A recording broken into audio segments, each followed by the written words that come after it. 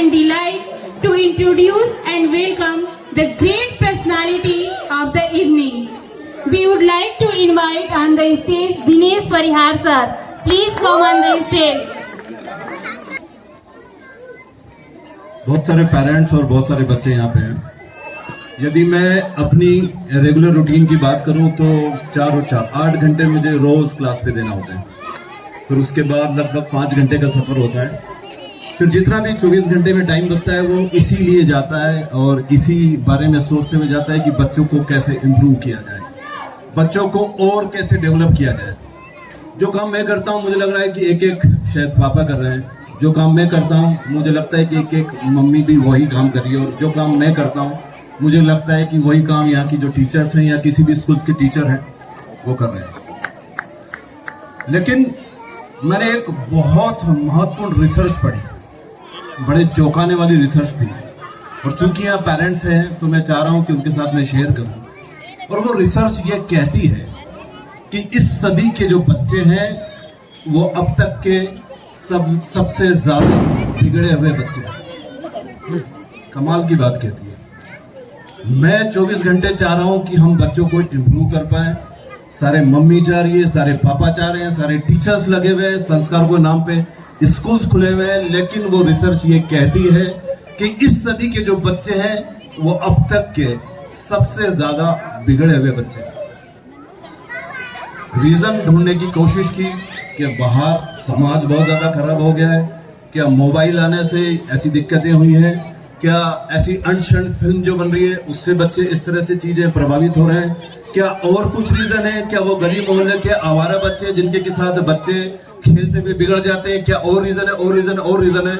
लेकिन मैं जान के आश्चर्य हुआ कि इसमें से एक भी रीजन ऐसा नहीं था जो मैंने सोचा।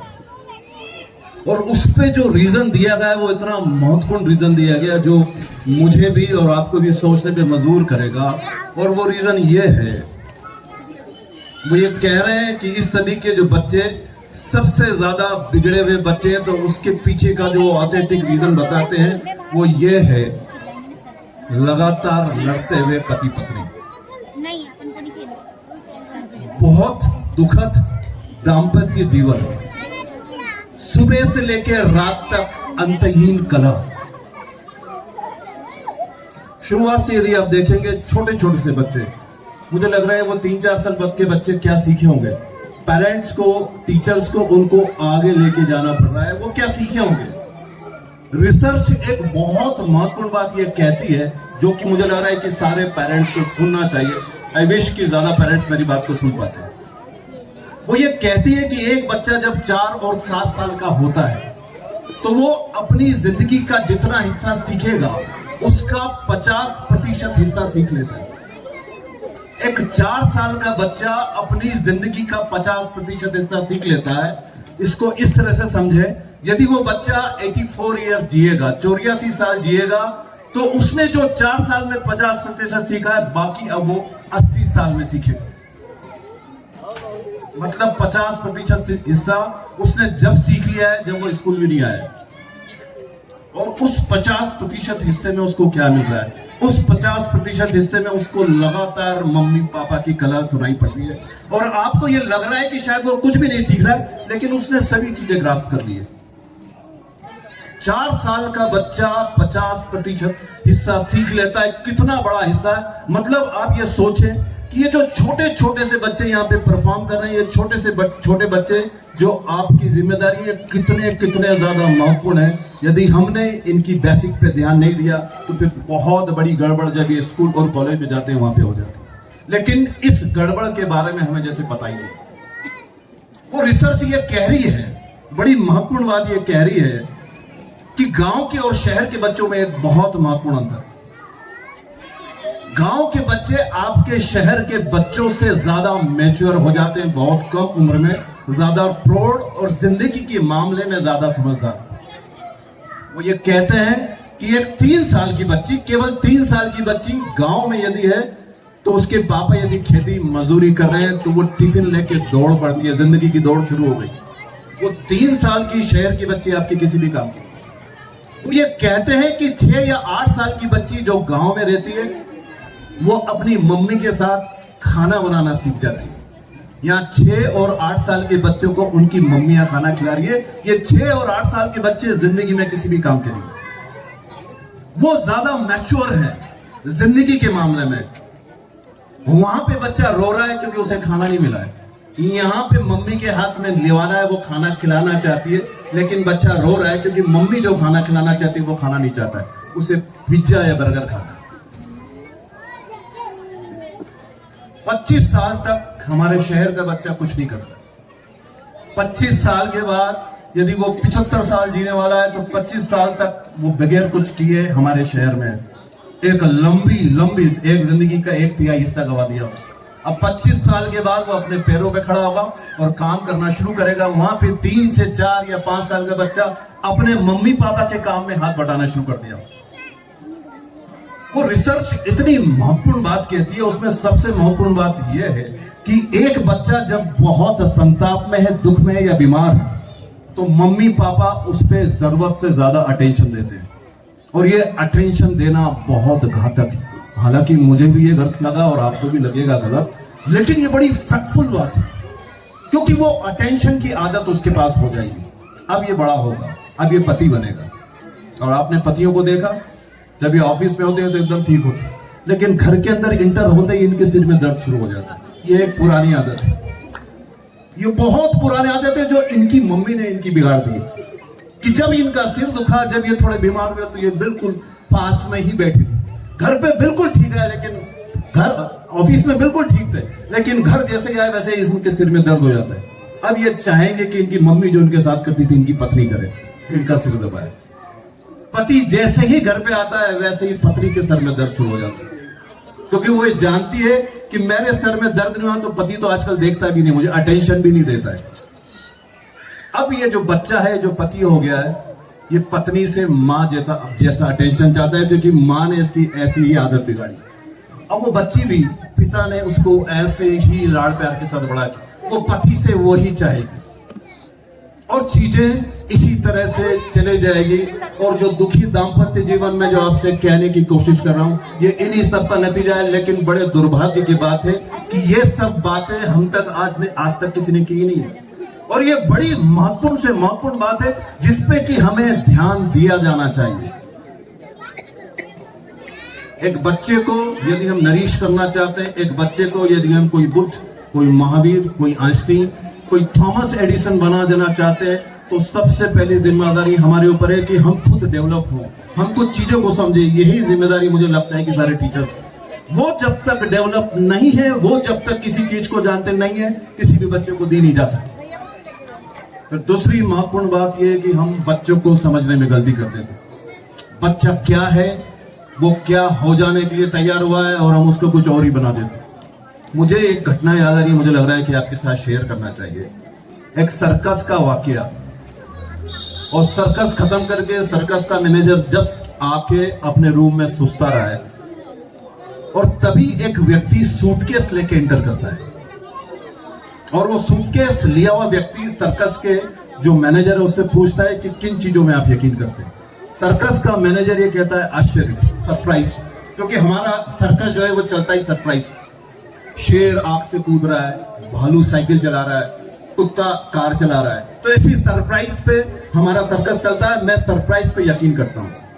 वो जो सूटकेस लिया हुआ आदमी है वो तुरंत सूटकेस खोलता है, उसमें एक छोटा सा पियानो और एक छोटा सा कुत्ते का पिल्ला निकलता है। वो सर्कस का मैनेजर कहता है ये क्या है?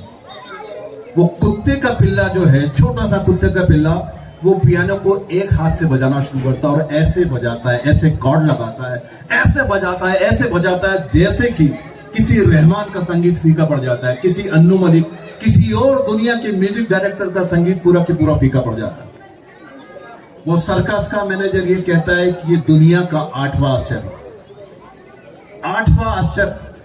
अचानक से फिर गेट खुलता है, एक बड़ा सा कुत्ता आता है, जल्दी से आता है, वो जो छोटा सा पिल्ला जिसने 8वां आश्चर्य दिखाया है, इतना अच्छा म्यूजिक बजा, उसकी गर्दन को पकड़ता है और दरवाजे पे बाहर ले जाता है।